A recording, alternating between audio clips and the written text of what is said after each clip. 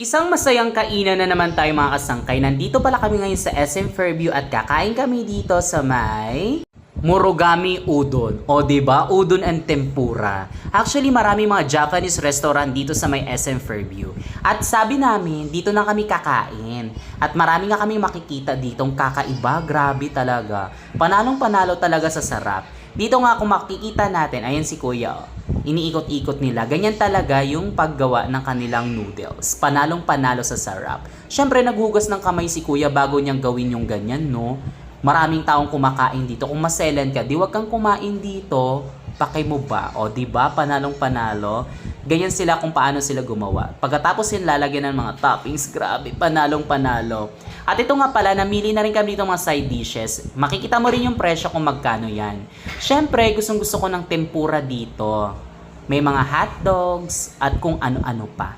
Ayan na nga po.